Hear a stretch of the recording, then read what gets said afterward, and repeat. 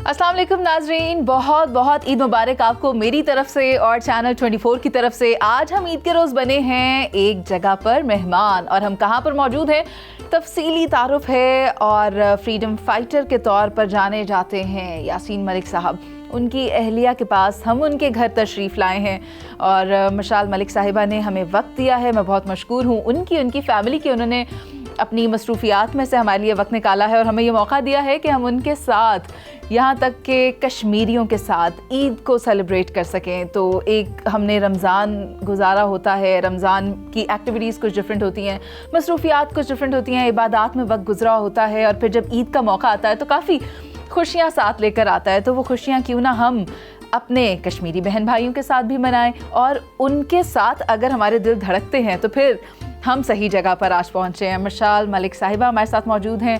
अस्सलाम वालेकुम। जी अस्सलाम वालेकुम। और जैसा कि आपने अभी सर्व भी किया है बतौर special assistant to prime minister for human rights and women empowerment, ये भी एक बड़े ही एजाज़ की बात है कि जहाँ हम कश्मीरियों के लिए इतना काम कर रहे हैं, काम कर रहे थे, करते रहेंगे, साथ ही वुमेन एम्पावरमेंट के लिए काम करने का मौका मिला। और आपका एक और पहलू जो हर कोई शायद उससे वाकिफ़ नहीं है, आप पेंटिंग की भी शौकीन हैं, पेंटिंग भी बहुत करती हैं, और इसके अलावा आप एक समाजी कारकुन हैं। तो बहुत शुक्रिया सबसे पहले तो आपका। Thank you. सबसे पहले तो आपको बहुत बहुत ईद मुबारक, आपकी फैमिली को, and it's lovely to welcome you in Islamabad. वैसे तो आप हमेशा वक्त दे देती हैं, जब भी मैं कभी आपसे रब्ता करती हूँ तो मुझे अच्छा लगता है कि आपसे आना मिलना, क्योंकि फिर वो एक दोबारा से मेमोरीज ताज़ा हो जाती है, कश्मीरियों को याद करके अच्छा लगता है। और हमारे साथ रज़िया भी मौजूद हैं, रज़िया सुल्ताना, जो कि मशाल साहिबा की बेटी हैं, यासीन साहब की बेटी हैं। रज़िया, ईद मुबारक। आप खैर मुबारक आपको भी। रोज़े कैसे रहे? बड़े अच्छे रहे। रोज़े कितने रखे? सारे सिर्फ एक दिन नहीं किया। अच्छा, चलो अल्लाह ताला आपको तौफीक दे कि आप पूरे रमज़ान के रोज़े रखा करें, और फिर इंशाल्लाह जब हम दोबारा कभी मिलें तो आप कहें कि मैंने सारे रोज़े रखे। कमिंग बैक टू यू, कैसी हैं आप? आई एम डूइंग फाइन, और बस life is going on. And Eid एक ऐसा मौका होता है हर साल जो कि क्योंकि बचपन से ही मतलब बीइंग मुस्लिम्स एक बड़ी ब्लेसिंग्स होती हैं, ख़ास तौर पे रमज़ान के बाद जो इबादत में आपका वक्त गुजरता है और मेडिटेशन में, और अल्लाह के साथ जो आपका एक जो रिश्ता होता है वो और भी गहरा हो जाता है, और आपका फोकस और जो बरकतें आती हैं रमज़ान की, वो ब्लेसिंग्स के बाद ये एक वाकई बहुत बड़ी नेमत है मुसलमानों के लिए, और ये एक वाकई मुसलमान ही फील कर सकता है। ईद सेलिब्रेट कैसे करती हैं? मतलब लोगों का आना जाना तो रहता होगा, कौन कौन ईद पर मिलने आता है, या आप कहीं जाती हैं? बिल्कुल वही जो टिपिकल सबका होता है, रिश्तेदार आते हैं, हम लोग भी जाते हैं, दोस्त अहबाब, और फिर उसके बाद वालिद साहब की कब्र पे जाते हैं। फिर खैर हमारे लिए ज़रा पेनफुल इसलिए होता है बहुत ज़्यादा, क्योंकि घर का जो मेल मेंबर है, जो हस्बैंड है, वो इतने सालों से जेलों में या उनसे मिल नहीं सके। हमने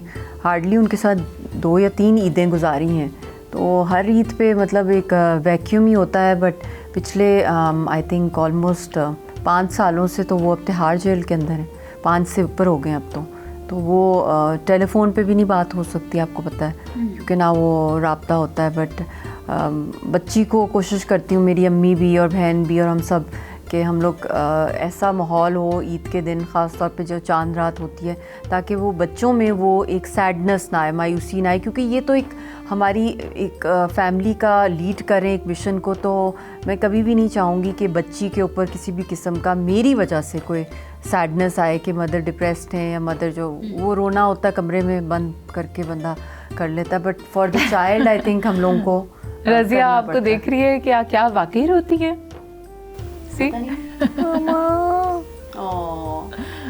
लेकिन कोई ईद विश किस तरह की जाती है? आप किस तरह यासीन साहब को ईद विश कर सकती हैं? या ईद का आई वुड लव इट कि अगर वो हमारे साथ हों, क्योंकि जो भी उनके साथ ईदें गुजारी हैं हमने, वो मतलब बच्ची तो बहुत ही बेबी थी उस वक्त, तो उसको तो याद नहीं है, बट मुझे याद है ऑब्वियसली, और इसको भी 10 साल से ऊपर हो गए इस बात को। तो बहुत ही वही जो टिपिकल होती हैं, सुबह की जो आप ईद की नमाज़ पढ़ने जाते हैं। खैर उनको तो अरेस्ट कर लिया था, मुझे याद है हाउस अरेस्टेड थे, उनको नमाज़ पढ़ने की इजाज़त नहीं थी उस दफ़ा जब वो ईद थी, मगर यह है कि वही लोगों का आना जाना, थैंक गॉड लोगों को आने जाने की उस दफ़ा इजाज़त थी, तो बहुत रौनक थी माशाल्लाह से। उनकी तो पर्सनैलिटी भी ऐसी है कि दुनिया से लोग आ रहे होते हैं उनको देखने के लिए, उनको मिलने के लिए। तो फिर उसके बाद हम लोग, मुझे याद है हम शोदा के ग्रेवयार्ड पे गए थे ईद के दिन श्रीनगर के अंदर। तो फिर उसके बाद बच्ची, मुझे याद है बेबी सी थी, इसने जो भी कोई आ रहा था उससे ना ईदी खींच रही थी। She was too small, I think she was 1.5 year old at that time. तो वो लोग कह रहे थे बच्ची किस पे गई है। मियाँ बीवी तो दोनों अपने वॉलेट जो हैं वो घुमा देते हैं, क्योंकि मेरा भी अक्सर I am pretty careless wallet के हवाले से, या कोई फ़ोन इधर रह जाता है, क्योंकि माइंड में इतनी ख्यालात आ रहे होते हैं। और को पता है जब बंदा इस तरह की तहरीकों में, वो अपनी कहाँ होश रहती है, नहीं रहती है। तो वो यासीन और मेरा बड़ा मजाक उड़ाते थे लोग, तो कहते थे बच्ची पता नहीं हर किसी जो आता है उसको पर्स पकड़ लेती है। तो बड़ा it was just very funny. मेरा ख्याल है ये रज़िया ज़्यादा बेहतर बता सकती है। रज़िया, आप किस पर चले गई हो, मामा पर, बाबा पर या नानों पर? किस पर? अम्मी जी। मामा पर गई हो? अम्मी जी। मेरी मदर पे। अच्छा, नानों पर चली गई। नानों लगता है बहुत केयरफुल हैं आपकी, ख्याल भी रखती हैं। मेरी अम्मी जी बेस्ट है। यानी कि आप सारी ईदी जमा करके अम्मी जी को दे देती हो? जी, और अम्मी जी के साथ उनको दे देती हूँ सेफ रखने के लिए। अच्छा, मेरा ख्याल है ये वो बच्ची है जो खुद कहती है टेक केयर ऑफ माई ईदी, वरना आजकल के बच्चे तो ऐसे नहीं है। नहीं होते, बट मेरे पास कि यूजुअली काफ़ी लोग यूज़ कर लेते हैं, काफ़ी लोग के पेरेंट्स ना। अच्छा, मुझे कह रही है। अच्छा, आपकी मामा आपके पैसे यूज कर लेती? कोई बात नहीं, मैं भी अपने बेटे के पैसे यूज कर लेती। वो कहती है आई डोंट ट्रस्ट यू मामा। मैंने अपनी पता नहीं कौन सी कोई गेम खरीदनी थी, तो मेरे कहाँ गए, मैंने कहा ओ पता नहीं बिल आया था, मैंने उसमें डाल लिया नेक्स्ट टाइम से। अच्छा, यानी इतनी ईदी हो जाती है कि बिल आ जाए। वैसे तो बिल भी बड़े कोई इत्तेफाक इसका 2-3 दफा हो चुका है, तो फिर अब ये अम्मी जी को ही देती है। अच्छा। इसका मनी बॉक्स उनके पास सेफर एंड पे। रज़िया, शॉपिंग ईद की किसके साथ की थी? ईद की शॉपिंग मैंने अम्मी जी, मामा और खाला के साथ की है। अच्छा, सबने मर्जी के कपड़े शपड़े दिलवा दिए? जी। कभी मामा तंग तो नहीं करती कि नहीं ये वाले कपड़े नहीं, मेरी पसंद से पहनो, या अम्मी जी कहें मेरी पसंद से, आपको नहीं भाई मेरी अपनी मर्जी है? अम्मी जी नहीं कुछ भी माइंड करती, वैसे बात सही करूँ अम्मी जी तो बड़ी नाइस है, काइंड है।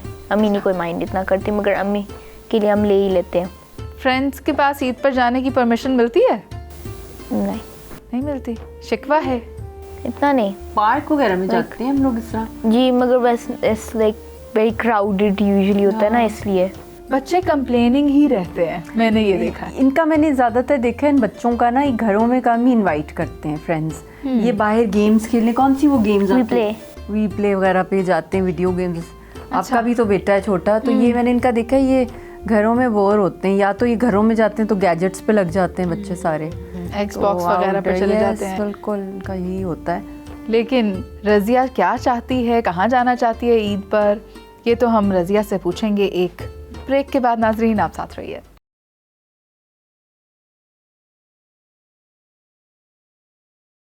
ब्रेक के बाद खुशामदीद नाजरीन। ईद का मौका है और ईद पर तो बहुत अच्छे स्पेशल किस्म के पकवान तैयार किए जाते हैं और ख़वातीन के पास ये उमूर होते हैं किचन की जिम्मेदारियों की, क्योंकि ईद पर मेहमानों का आना जाना लगा रहता है। तो मिशाल मलिक साहिबा जो कि एक स्ट्रेंथन्ड लीडर हैं, एक हुर्रियत रहनुमा हैं और बहुत ही एक्टिव नज़र आती हैं हमें, ख़वातीन के लिए बहुत काम करती हैं हर जगह, जलसे और जुलूस जहाँ पर हों, तहरीक निकल रही हों, वहाँ पर जहाँ ख़वातीन के राइट्स की बात हो रही हो, फ्रीडम की बात हो रही हो, तो लीड कर रही होती हैं। लेकिन जब ईद का मौका हो और वो अपने घर में हो तो उनकी क्या एक्टिविटीज़ होती हैं, ये जान लेते हैं। मिशाल साहिबा, आपने मेरा सारा पोल खोल देना। I am not a good cook. अच्छा। बट ये है कि मैं फ्राई कर लेती हूँ चीज़ें थोड़ी बहुत, और कोशिश होती है कि वो मतलब कि प्रेजेंट कर लूँ, इस तरह की चीज़ों का मुझे शौक़ है। बट आई थिंक रज़िया से आप पूछ लें, माय मदर कुक्स रियली वेल। जो उनकी सेवियाँ होती हैं, सब यही कहते हैं, मैं भी यही कहती हूँ, बेस्ट एट कुकिंग। यस, और कोफ्ते का सालन हमें बहुत पसंद है, एंड चने बटरी चने। और जो होता है ना ईद पे हम वो थोड़ा कोशिश वो भी करते हैं, हलवा पूरी टाइप का अपने अच्छा। लिए ब्रेकफास्ट में वो भी हो जाए। हम खाते हैं या बनाते हैं? घर वाले बनाते हैं। You know, हमने बस ईद पर बताना होता है आज ये बन so जाए। bad in some things, but this is not a good thing. I think it's best कि आना चाहिए कुकिंग। रज़िया, मामा अच्छा क्या नहीं बनाती? मामा बेयरली कुक ही करती है, मुझे खुद नहीं पता। अच्छा, बेयरली कुक करती है, मुझे कुछ याद नहीं है। लाइक वो दिन mama doesn't cook, she doesn't do that much. Like mama ने मुझे बताया हुआ एक सालन को आता है बनाना, मगर मैंने वो आज तक नहीं ट्राई किया। रज़िया, आप कितने साल की हो गई हो? मेरी बर्थडे आ गई है, इस मंथ में आई थी, मार्च 27 पे। मैं 12 हुई हूँ। अच्छा, आप 12 साल की हो गई हो, तो अब आपने 12 सालों में अपनी अम्मी के हाथ का बना कुछ नहीं खाया?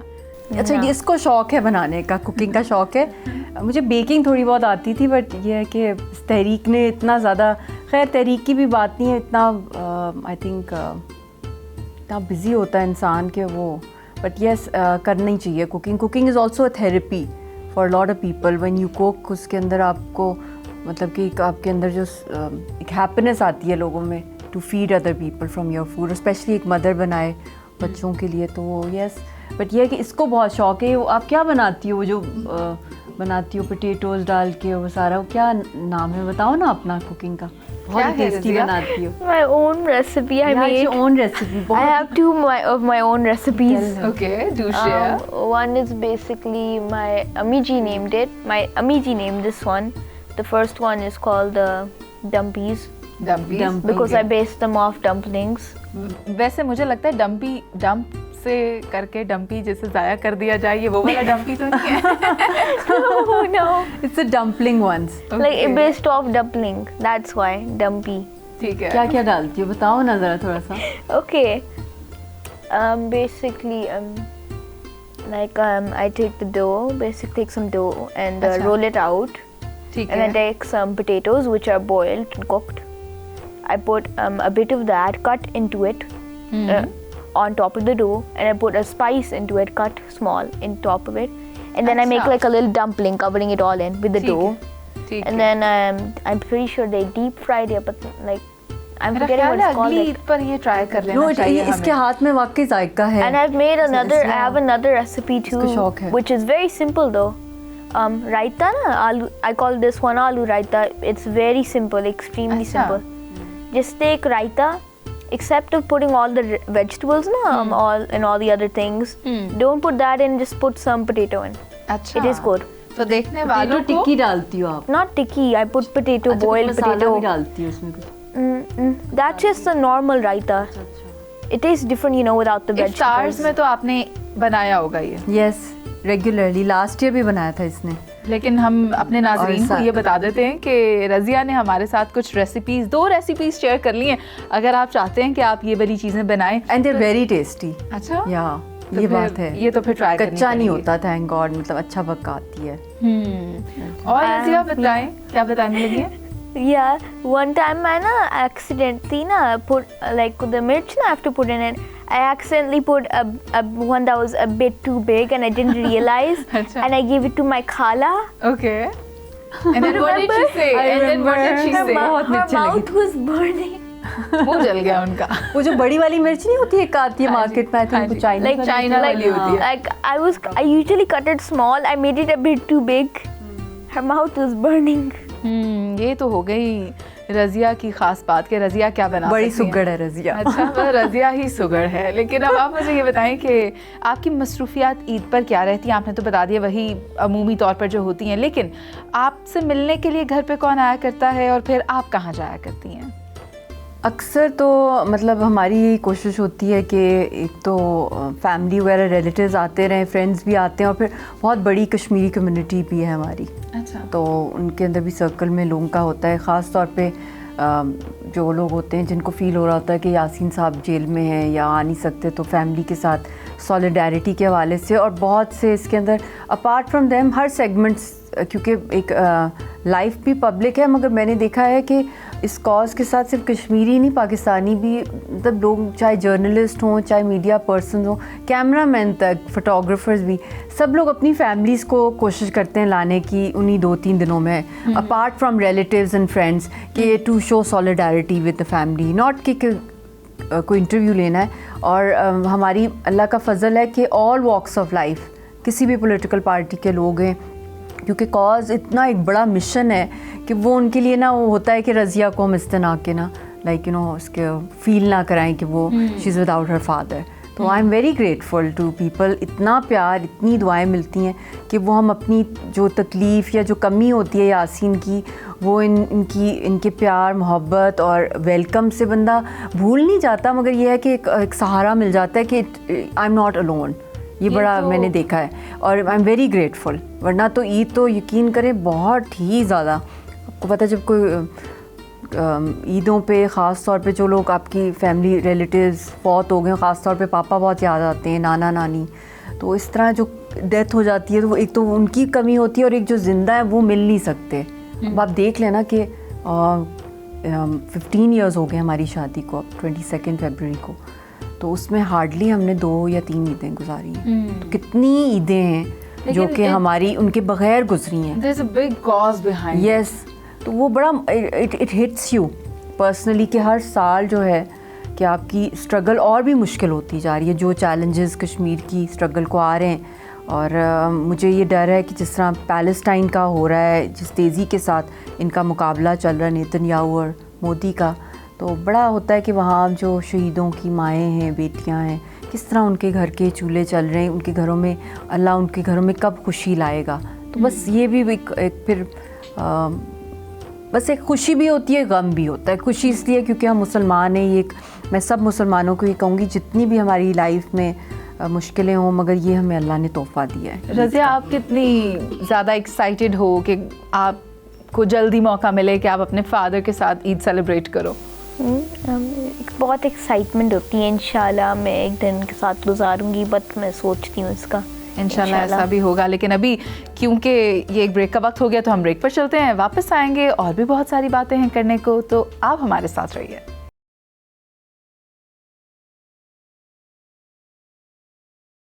Welcome back after the break. और क्योंकि ये एक ईद का प्रोग्राम है और हम मेहमान हैं, मिस मशाल हमारे साथ हैं, उनकी बेटी रज़िया बैठी हुई हैं। हम ब्रेक पर जाने से पहले ईद एक्टिविटीज़ की बात कर रहे थे। अब मैं चाहूँगी कि रज़िया से पूछा जाए कि रज़िया आपकी हॉबीज़ क्या हैं? उमूमी तौर पर जो लड़कियाँ होती हैं उनकी डिफरेंट एक्टिविटीज़ होती है, बार्बी डॉल्स होती हैं, टॉयज़ होते हैं, अपनी फ्रेंड्स के साथ कोई भी एक्टिविटीज़ होती हैं, फ्रेंड्स आ जाती हैं घर और म्यूज़िक प्ले होता है, म्यूज़िकल चेयर होती है। आपकी क्या होती हैं? My hobbies are I love doing art, sketching and animating. And मुझे ये crochet करना बड़ा पसंद है, bracelets। ये तो मैं देख रही थी आप कुछ बना रहे थे शुरू में, ये वही है ना? जी। क्या है ये? ये नेकलेस है। नेकलेस? मैंने थोड़ा बड़ा बना दिया। अच्छा, बड़ा बन गया। लेकिन ये बनाया किसके लिए है? आपके लिए ईद Really? है। ईद गिफ्ट मेरे लिए? जी। थैंक यू सो कलर्स का वेरी तो बताओ ना। मच। ये है पाकिस्तान झंडे के रंग, ग्रीन और white. Very nice, very beautiful. लेकिन मैं सभी ही पहन लूंगी। Okay, that's so sweet of you. Sweet of Razia. अच्छा रज़िया, मुझे बताएं, कश्मीरी बच्चे भी हैं और क्योंकि आपकी फैमिली एसोसिएशन भी है, बहुत ज़्यादा कश्मीरियों के साथ दिल धड़कते हैं, तो फिर उन बच्चों के लिए आपका क्या पैगाम है ईद पर? सारे कश्मीरी बच्चे और पाकिस्तानी बच्चों के लिए। अच्छा, सारे जो पाकिस्तानी बच्चे ना कभी ना भूलें कश्मीरियों के लिए क्या हो रहा है। हम सब एक साथ आवाज़ उठा रहे हैं, सारे कश्मीरी बच्चों के लिए, सारे पैलेस्टीनियन बच्चों के लिए। मोदी और एक कश्मीरियों को मार रहा होता है और इजराइल मार रहा होता है, पैलेस्टीनियन को उनको मार रहे होते हैं। और उन्होंने कुछ भी नहीं किया दोनों साइड्स पे। कश्मीर भी हो और पैलेस्टाइन भी हो, दोनों ने कुछ नहीं किया, उनको अटैक कर रहे होते हैं। So what is your Eid message for them? For all of them, इंशाल्लाह कश्मीर आज़ाद होगा एक दिन और पैलेस्टाइन भी एक दिन। आमीन आमीन। और आपने इस सिलसिले में मिस मशाल, आप इसमें ज़रा रहनुमाई फरमाइएगा। रज़िया ने कुछ लेटर्स भी लिखे थे जो हाईलाइट भी हुए थे, और रज़िया की एक स्पीच भी थी जिसे मोदी ने खुद भी सुना था। यस, इसने एजे के पार्लियामेंट में, आज़ाद कश्मीर के पार्लियामेंट में इसने एड्रेस किया था बच्ची ने, और नेचुरली उससे काफ़ी ज़्यादा वर्ल्ड वाइड भी उसको अप्रिसिएशन भी मिली थी, और एक बहुत ग्लोबल प्रेशर जनरेट हुआ था कि एक बच्ची है जो अपने बाप से नहीं मिल सकती। अब तो खैर 10 साल हो गए, पहले उस वक्त 9.5 साल हो गए थे, लास्ट ईयर की बात है, और हैंगिंग की तलवार भी लटक रही है। तो बड़ी पॉजिटिव मैसेज आया था दुनिया से कि ये इतना जुल्म हो रहा है और कितनी ब्रेवली एक बच्ची अपने बाप को लिए और सारी कॉज के लिए खड़ी है। तो आप खुद बताओ, आप लेटर्स जो आप भेजती है यूनाइटेड नेशंस और दूसरी जगह और वर्ल्ड लीडर्स को? जी, लेटर्स मैंने बहुत सालों से बनाई थी, जब से मैं छोटी हूँ मैंने लिखती रही हूँ लेटर्स। अच्छा। UN security officer, security UN secretary general. Secretary general Antonio Guterres. Yes, I've been sending them letters for lots. अच्छा, इन सबको तो आपने लेटर्स दिए, आपने अपने बाबा के लिए कोई ईद का ख़त कभी बनाया? मैंने लेटर्स तो बनाए हुए हैं और कार्ड्स उनके लिए, पापा के लिए। अच्छा, लेकिन अभी जब हम ब्रेक के बाद ब्रेक पर जाएंगे ना, फिर आपने वो लेटर्स मुझे दिखाने हैं ताकि हम उनको भी शामिल करें कि आपने किस तरह एक मोहब्बत का इजहार किया अपने बाबा से, क्योंकि कितने सारे लोग तो नहीं मिल पाते हैं ना। बिल्कुल, ये तो बहुत अच्छी बात है और ये जज्बा हमेशा ही इसी तरह कायम रहना चाहिए। आप ये बताएं कि और ईद के हवाले से क्या फेस्टिविटी रहती है आपकी? कुछ चीज़ें हैं जो अभी हम डिस्कस करने वाले हैं कि आप पेंटिंग की भी बहुत शौकीन हैं और आपने यासीन साहब की एक बड़ी खूबसूरत सी पेंटिंग भी बनाई हुई है। जी, उनकी मैंने काफ़ी बनाई हुई है, बट ये है कि आई लव मेकिंग पोर्ट्रेट्स, और अब कुछ थोड़ी बहुत कैलीग्राफी की तरफ भी रुझान हुआ है थोड़ा बहुत मेरा। But I think art and painting is very therapeutic for me. एक मेडिटेशन ही है, जिस तरीके से आप अल्लाह की जो बनाई हुई नेमतें हैं आप उनको एक लिहाज से ट्रिब्यूट दे रहे हैं, जो अल्लाह की मखलूक हैं उनको आप ड्रॉ कर रहे हैं या कोई लैंडस्केप बना रहे हैं, तो it's a way you are paying tribute to अल्लाह's मास्टरी इन आर्ट, क्योंकि अल्लाह से बड़ा तो कोई मुसव्वर है ही नहीं जिसने पूरी कायनात बनाई है, और रंग रंग की दुनिया है और मखलूक़ात हैं अल्लाह ताला की, और हम इंसान हैरान हो जाता है कितना रंग है, कितनी ब्यूटी है, कितनी डेप्थ है। तो एक आर्टिस्ट के पॉइंट ऑफ व्यू से दुनिया को देखना, उसको एक आर्टिस्टिक फील के थ्रू, और स्पेशली कश्मीर एक जन्नत है, उसको भी मैंने ख़ुद अपनी आंखों से देखा है दुनिया के अंदर, और वहाँ पे जिस तरीके से मतलब कि इतनी अबंडेंस है नेचुरल ब्यूटी की, तो मेरी कोशिश होती है कि एक तो वो ब्यूटी को भी मैं डिपिक्ट करूं अपनी आर्ट के थ्रू, और उसके साथ साथ सोशल कॉजेज़ के लिए, स्पेशली कश्मीर कॉज के लिए भी। और रज़िया भी कॉमिक्स वगैरह बनाती है, अच्छा, जिसके अंदर वो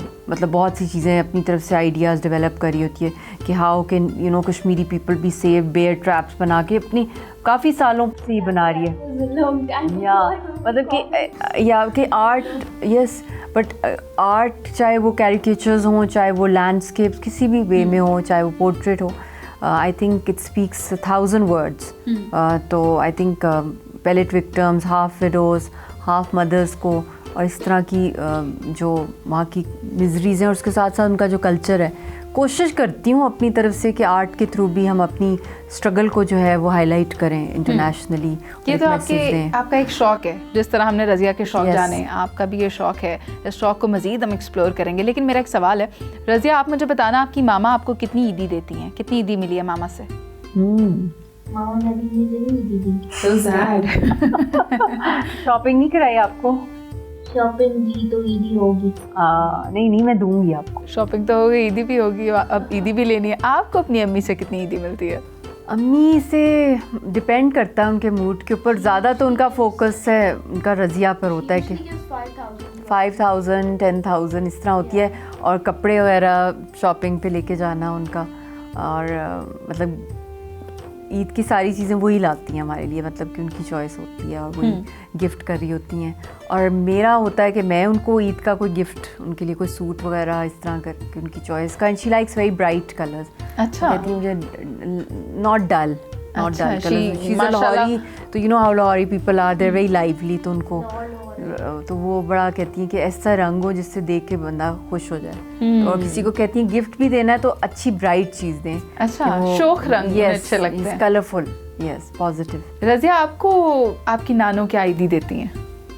5000 यूजुअली दे। अच्छा, वैसे जो बच्चे हमें देख रहे होंगे ना, वो कहेंगे यार इतनी ईदी तो हमें तो नहीं मिलती।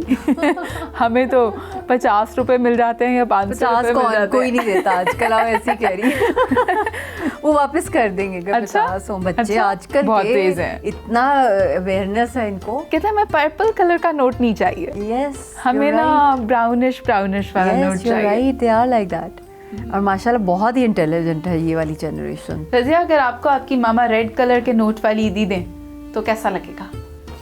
बहुत दुखी। अच्छा, अगर रेड कलर के 10 नोट्स हों तो चलेंगे? वो तो 1000 हो गया तो ठीक है, मैनेजेबल। हाँ, अच्छा, मैनेजेबल हो गया, यानी कि आप 1000 रुपए में ना दरमियाना रास्ता पड़ निकाल गया। सकते हैं। बस मैं ले लूँगी उसमें जितने भी मिल सकते हैं टॉफी। लेकिन ये तो अच्छे बच्चे होने की निशानी है ना कि मामा जो भी दें वो रख लेना चाहिए, और हम बच्चों को भी यही कहेंगे जो बच्चे हमें इस वक्त टीवी में देख रहे हैं, टीवी पर ईद के मौके पर देख रहे हैं कि भाई आपको जितनी ईदी मिले, अपने घर वालों से प्यार मिले, समेट लें। और रज़िया, आपका बहुत बहुत शुक्रिया कि आप हमारे साथ थी। अब एक हम ब्रेक पर जाएंगे, जिसके बाद आप हमारे साथ नहीं होंगी। मेरी तरफ से 24 की तरफ से आपको बहुत बहुत ईद मुबारक। इसी के साथ एक ब्रेक पर चलते हैं, वापस आएंगे, साथ रहिए।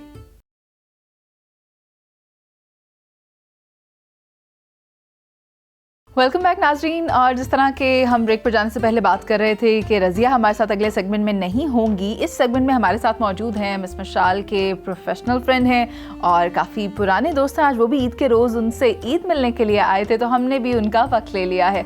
मैं उनका तारुफ आपके साथ करवा दूँ। प्रोफेसर ज़फ़र सिंधु साहब हमारे साथ मौजूद हैं। Sir, we welcome you and a very very Eid Mubarak to you. Thank you Munazzia, आपको भी ईद मुबारक हो। कहते हैं कि दोस्त ज़्यादा बेहतर जानते होते हैं आपके बारे में, तो आप मुझे बताएं मैडम की शख्सियत के बारे में। एक तरफ तो वो माशाल्लाह से इतनी खूबसूरत डॉल सी प्यारी सी लगती हैं, दूसरी तरफ एक उनका वो पहलू है जो बहुत तकलीफ़ देह है, दर्द में मुब्तला है, काविशों से भरा हुआ है। एक वो वाली मशाल हुसैन को हम जानते हैं और एक ये वाली मशाल मलिक साहिबा हैं। आप मुझे बताएं। मैं मुनज़्ज़िया, मेरे लिए एक सोर्स ऑफ इंस्पायरेशन है मशाल साहबा, और मैंने इनको बहुत स्ट्रॉन्ग भी पाया है और बहुत ज़्यादा सॉफ्ट भी।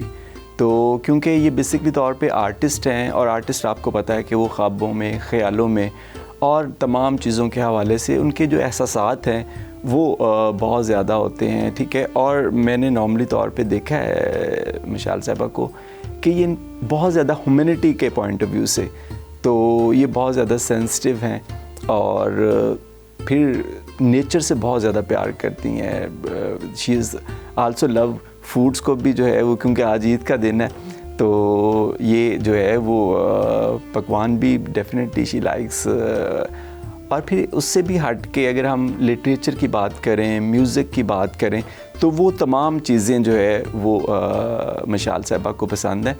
और मेरे लिए ये बहुत बड़ा एज़ाज़ है कि जिस तरह से वो कहते हैं ना कि अल्लाह ताला कभी कभी आपको किसी बड़े मकसद के लिए चुन लेता है। अच्छा। तो मैं ये समझता हूँ कि being a part of this mission, this cause, तो मेरे लिए ये एज़ाज़ है कि जब आप इतनी बड़ी तहरीक को जो है, क्योंकि देखें यासीन मलिक साहब जब लास्ट फ्रॉम मैनी ईयर्स वो जेल में है, और जो जितनी भी कश्मीरी क़यादत है वो भी जेल में है, तो उस मिशन को मशाल साहबा ने ना सिर्फ ज़िंदा रखा बल्कि पूरी दुनिया को ये बताया कि जो है वो कश्मीरी जो ख़वातीन हैं और जो कश्मीर की आवाज़ है, ठीक है। तो आई थिंक कि she is a strong face and voice of the Kashmir, बिलाशुबा। लेकिन अब एक और बड़े मज़े की बात, वो हम पूछेंगे जो कि लोग नहीं जानते। मशाल साहबा, पहले तो आप बताएं, आपको कौन सी बात पर गुस्सा आ जाता है? गुस्सा मुझे अपने आप पर आता है ज़रा, थोड़ा टाइम मैनेजमेंट, क्योंकि इतने ज़्यादा काम हो रहे होते हैं तो मुझे ये होता है कि टाइम पे अक्सर ये होता है कि एक इवेंट पे फिर दूसरे पे जाना है, फिर तीसरे पे, तो वो क्योंकि जो इन्होंने बात की कि इतना एग्जॉस्टिंग हो जाता है, क्योंकि आपके ऊपर एक इनविजिबल किस्म की सारी तहरीक की ज़िम्मेदारी आ पहुंची है, क्योंकि हमारी माशाल्लाह इतनी बड़ी स्ट्रॉन्ग क़यादत है। वो सारे के सारे इस वक्त जेलों में बंद हैं। उनकी डायरेक्शन, उनकी गाइडेंस हम बहुत मिस कर रहे होते हैं, और वो जिस तरीके से तहरीक को, तो कोशिश होती है कि जितना हो सकता है इस तहरीक को हम लाइव रखें पाकिस्तान, आज़ाद कश्मीर में, बाहर के मुल्कों में। तो वो बस हो जाता है कि एक ओवरबर्डन हो जाता है और गिल्ट होती है कि काश इससे भी ज़्यादा हम कर सकते हैं। मगर प्रोफेसर ज़फ़र साहब को भी इस बात का पता है कि हम लोग, कोशिश होती है कि जिस भी सेगमेंट ऑफ सोसाइटी है हम उसके अंदर जाके अपनी कॉज के हवाले से एक अवेयरनेस फैलाएं, चाहे वो स्टूडेंट्स हैं, चाहे वो लॉयर्स हैं, चाहे वो आर्टिस्ट हैं, चाहे वो जर्नलिस्ट हैं, चाहे वो प्रोफेसर्स हैं। तो उसके अंदर इनका और हमारा मतलब कि हमारी कोई टाइमिंग्स नहीं होती, बल्कि ये मिनिस्ट्री की वजह से जब मैंने थोड़ा अर्सा जो मुझे थी तो उसके अंदर I landed back in Pakistan की औरतों के क्या इश्यूज़ हैं या पाकिस्तान में ह्यूमन राइट्स के हवाले से। तो वो क्योंकि सारा दिल दिमाग रूह श्रीनगर की ही सड़कों पर ही होती है कि वहाँ क्या हो रहा है। अभी भी इस वक्त माइंड में चल रहा है कि ईद के ऊपर वहाँ पे कर्फ्यू है, वहाँ पे जो है ईद की नमाज की इजाज़त नहीं है, ताले लगा दिए हैं मस्जिदों के ऊपर, और बड़ी ईद पे तो कुर्बानी की इजाज़त नहीं देता इंडिया। तो वही फ़िक्र होती है कि हम किसी तरीके, इसका मुझे होता है कि बस किसी तरीके से हम उनकी जो वहाँ पे जो जुल्म हो रहा है उसको बंद कराने में कोई इफेक्टिव रोल बहुत उसमें कुछ- गुस्सा आता है कि कब होगा बहुत वो कुछ करके भी अगर कहीं लगे कि शायद हम पूरी एफर्ट नहीं दे रहे, वहाँ हम खुद को क्रिटिसाइज कर रहे हैं, ऐसे ही है ना? ऐसा भी है और ऐसा है कि इतना बड़ा मिशन है, लार्जर देन लाइफ है, कि ये हमें नहीं पता कि हमारी ज़िंदगियों में हो जाएगा, मगर दिन रात जो उनका जो कर्ब है, जो उनकी मतलब कि जो उनकी लिटरली उनकी जो आहें पुकारें हैं, वो ऐसे मुझे हॉन्ट करती हैं रात के टाइम में भी, कि हम लोग कुछ उनके लिए कर जाएं। इंशाल्लाह तो वो ये दिन भी ये आएगा। चीज़ जो है ना, ये मुझे सोने नहीं देती है कि कश्मीरियों के साथ जो कुछ हो रहा है, जो जुल्म हो रहा है, कि उनके लिए हम लोग दुनिया भर में जो लॉबी करें कि उसका असर भी हो मोदी के ऊपर और इंडिया के ऊपर, और ये रोका जाए जुल्म। क्योंकि वो एक है ना उसकी जाने कब होंगे कम इस दुनिया के गम, नुसरत फ़तेह अली की मैं बचपन में ही सुनती थी।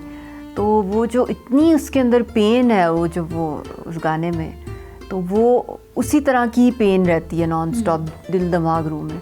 तो ये बड़ा साथ देते हैं, ये भी जुनूनी है हमारी तरह।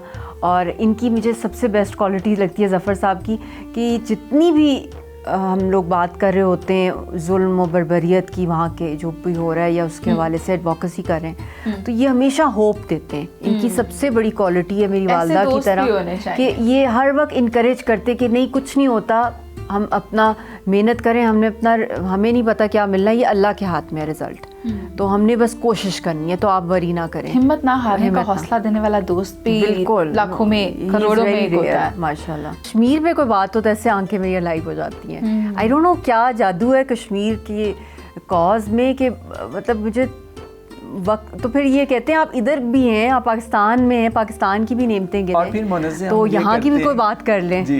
तो आप पाकिस्तानी भी हैं, तो ये हाँ, मुझे इसमें बिल्कुल। याद दिला देते हैं। मुनज़्ज़म फिर हम ये करते हैं कि कुछ थोड़ा डिफरेंट डेस्टिनेशंस पे हम ले जाते हैं, अच्छा। कि ताकि उससे ना ऑक्सीजन मिलती वो है। जगह कौन सी है? वो जगह जी, कौन सी है? वो इस्लामाबाद में भी हैं, लाहौर में भी हैं, कि जहाँ जाएं तो थोड़ा सा चेंज ओवर हो जाता बस ये है। इसीलिए कह रहे हैं आप लाहौर आएं। और फिर बहुत मज़ा ऑक्सीजन आता है। फिर ऑक्सीजन जो है वो मिलती है, तो फिर आप एक तरफ दोबारा से चार्ज अप हो जाते हैं, कि आप उस तहरीक के लिए, उस स्ट्रगल के लिए, उस मिशन के लिए आप उतना ही ज़्यादा बेहतर परफॉर्म करते हैं। सर अब वैसे प्रोग्राम का वक्त ख़त्म हो रहा है, मैं चाहूँगी कि मैडम आप हमें ईद का कोई पैगाम दें देखने वाले। मेरा मुनिज़ा आपको यही पैगाम होगा कि एक तो यू आर लुकिंग स्टनिंग माशाल्लाह, So very और nice. So like आप you. भी कश्मीरी हैं, पाकिस्तानी हैं, तो और भी खुशी होती है।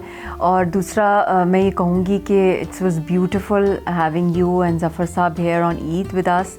एंड मैं तो आपको वैसे भी जानती हूँ, हमारा पुराना ताल्लुक़ है आपके साथ, तो यही खुशी होती है कि जब हम विमेन एम्पावरमेंट की बात करते हैं और औरतों के हकूक़ की बात भी करते हैं और डेवलपमेंट की भी बात करते हैं, तो हर सेगमेंट ऑफ सोसाइटी, चाहे आप मेल हैं, फ़ीमेल हैं, बच्चे हैं, चाहे आप ट्रांसजेंडर्स हैं, चाहे आप स्पेशली एबल्ड पर्सनस हैं, चाहे आप कॉन्फ्लिक्ट जोन्स के हैं तो हम इंसान ही, तो एक दूसरे को ह्यूमैनिटी की बेसिस के ऊपर हम चाहे किसी भी फेथ के हों हम लोग, बल्कि ईद के दिन और भी ज़्यादा हमें जो हमारे बहन भाई हैं डिफरेंट फेथ्स के, उनको भी हम लोग अपने घरों में इनवाइट करें और वेलकम करें। ये खाली मुसलमानों के लिए तो है ही तोहफ़ा, मगर इंटरफेथ के हवाले से भी हमें इसके ऊपर करना चाहिए। और जितना स्ट्रॉन्ग और यूनिफाइड हमारा ये सोशल स्ट्रक्चर होगा सोसाइटी का, पोलराइजेशन कम होगी, टॉलरेंस ज़्यादा होगी, चाहे किसी भी पॉलिटिकल थॉट के हों, तो आई थिंक पाकिस्तान बहुत फ्लरिश करेगा। और जितना ज़्यादा यूनिफाइड पाकिस्तान होगा उतनी ज़्यादा जो है कश्मीर कॉज भी जो है स्ट्रेंथन होगी। इंशाल्लाह। बहुत शुक्रिया आपका ज़फ़र साहब, आपका भी, और देखने वालों को मैं यही कहूँगी कि जिस तरह मशाल साहिबा कह रही हैं,